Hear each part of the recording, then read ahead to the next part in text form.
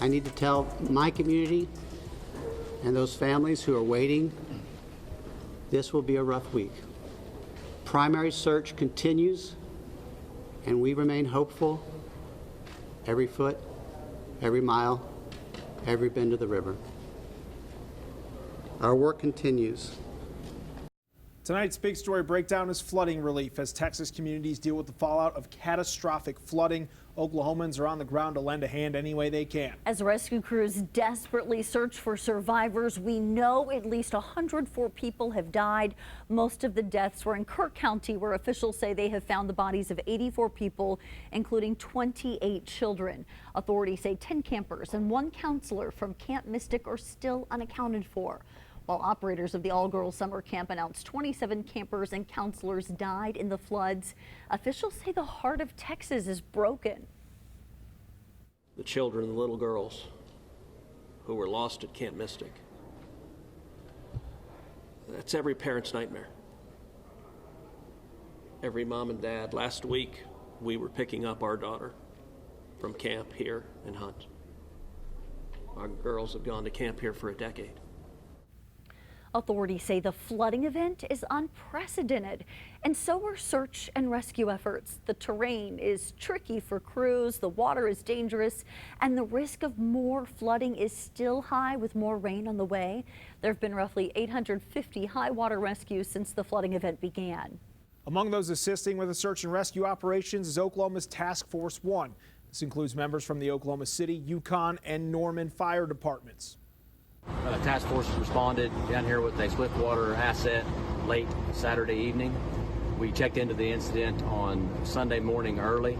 From that point on, we've been assisting the local communities with victim searches and rescues in the swiftwater environment. Today, once again, we are in a ready status for any of those swiftwater calls that may come in. We don't have any time frame on when we'll be back in Oklahoma. But at this point, we're here and ready to serve local communities of Texas at the request of the state of Texas. We're here for them. In this tragic incident, we're here to help. We're here to lend a hand where we can. Task Force 1 also coordinating with a swiftwater crew from Tulsa. Oklahoma City Fire Department says this response showcases Oklahoma's strong commitment to mutual aid and emergency response across state lines. According to Governor Kevin Stitt, 2 Oklahoma Department of Emergency Management staff members left yesterday to help coordinate additional interstate mutual aid requests. The governor says, as always, Oklahoma will answer the call to help our friends and neighbors during these devastating floods. He says that's the Oklahoma standard, plain and simple. Unfortunately, as search and rescue efforts continue in Texas, they're also dealing with the threat of more rain. Let's bring in Fox 25's Chief Meteorologist Jack Griffin. So, Jack, how much rain are we talking about? How much have they already been dealing with? Wendy, they've had a lot of rain so far. We'll get to that here in just a moment. But first, I do want to point out that this part of Texas is actually fairly known for being a really, really dangerous area for flash flooding.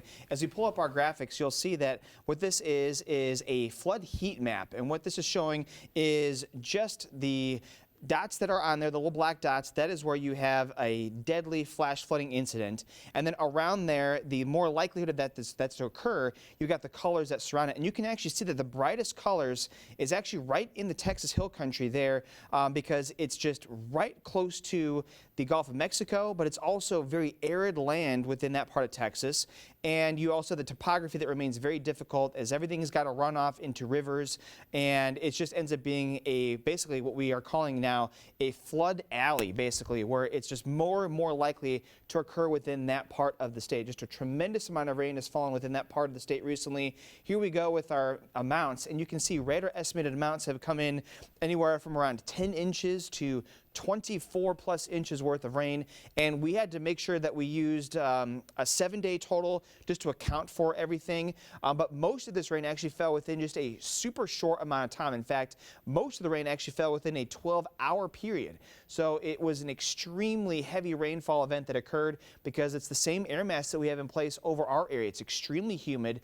and they were able to just have the right conditions that'll be in place to really just wring out all that moisture. The fact that you've got it as the Texas Hill Country with the hills and the low mountains, that also aids too in bringing out a lot of heavy rain. So it was unfortunately just a essentially perfect storm to occur, and unfortunately happened in the middle of the night, which made it even more dangerous. Now, thankfully, this is the current radar loop right now. Thankfully, we are running out of daylight, so we're also seeing all of our showers and storms that we had out there fading away, but they don't need any rain, and any additional rain that they have is going to be a big problem because the ground remains very saturated. And unfortunately, they're not only doing, they're not only just trying to build back from the damage that they saw, they're still doing recovery. And so when they're doing search and recovery still, they need everything to be very still as possible. And unfortunately, more rain is actually in the forecast later on in the week down there. But we also have rain here to talk about too. And so guys, coming up in our main forecast, we'll talk more about our chance for rain up here in Oklahoma, because we're also going to be looking at the chance for there to be some even flash flooding that could be occurring. Guys, back to you. Jack, thank you. An Oklahoma man is in Central Texas tonight, hoping to find his family members who are unaccounted for. We're told they were camping when the flooding hit, and Fox 25's Lauren Henry spoke with him about the ongoing search efforts. We're not sure at this point if it's a rescue or a recovery, but we're holding out hope that this is still a rescue. Travis Reynolds says his brother Cody Crossland and his sister-in-law Shelly, along with her sister Tasha, her sister's husband Joel, and their 2 children, Devin and Kendall, were all staying at or around the HTR campsite on the Guadalupe River when tragedy struck. The devastation is just indescribable. We drove along the river for a little ways, and just in that short time, you see vehicles in the water that are crumpled up that just, it doesn't look real. Reynolds recalls the moment he learned his brother was missing. My mom said, Travis, Cody is missing. My wife and I literally grabbed a bag that I guess each of us thought were packed. We left with no clothes, no anything. It all seemed like it happened, in slow motion. According to the Kerrville mayor, the river rose 26 feet in 45 minutes. One member of the group, Devin, was found clinging to a tree for life. Reynolds visited her in the hospital, where she recounted to him what transpired from the moment they woke up to water to when they tried to escape in their vehicle. They had to escape through the sunroof. They were swept into a tree. While they were in the tree, her dad was holding on to her and her mom with the water at his back, and he was praying over them. The water eventually got too much, and it swept Joel away. And then Tasha and Devin held on to each other until they were swept away from the tree. They held on for as long as they could. They ended up being pulled under. And Devin said the last thing that she remembers hearing from her mom was she told her mom, "Swim to me." And she said, "I can't, babe. Don't fight it. Just let the current carry you and get out where you can. Try to get a hold of something." Reynolds expressed his gratitude to those helping with the search efforts and the community members that have come together in support.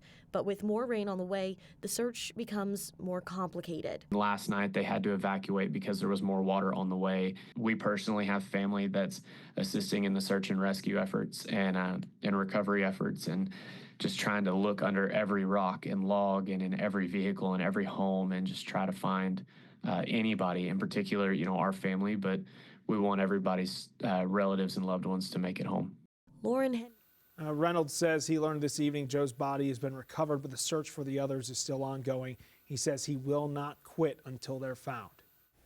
Oklahoma Baptist disaster relief volunteers are also on the ground in areas across Texas, including KOKH County. The director says some of these volunteers are serving meals to first responders, while others are assessing damage and coordinating a full response to help those affected.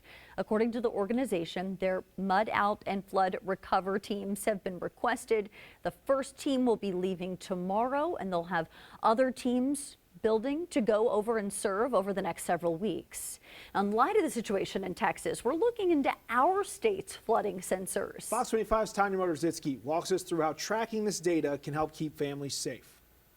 First responders in Texas and even Tulsa are desperately searching to find missing people from the flash floods in central Texas that happened on July 4th. Weather experts are looking into what happened and where were the warnings. I think the forecasting system was not able to forecast properly. It was late and the accuracy of forecast was not what happened in the reality. That's Dr. KJ Jafar Zadegan with Oklahoma State University, who's part of the Oklahoma HydroNet program, a water monitoring network that measures water in soil, aquifers, lakes, and reservoirs. The goal here is that we provide more monitoring data, and we also plan to provide a kind of dashboard, a visual, nice dashboard for early responders so they can monitor what's going on in real time, and it helps to be more effective in issuing warning. He says with a program like this, he hopes it can help give proper forecasting to keep people safe by understanding flooding conditions across the state. So we can be aware of what's going on in the next few hours or next few days if a flood is going to happen. KJ says currently there are flood sensors across the state that continuously measure water levels.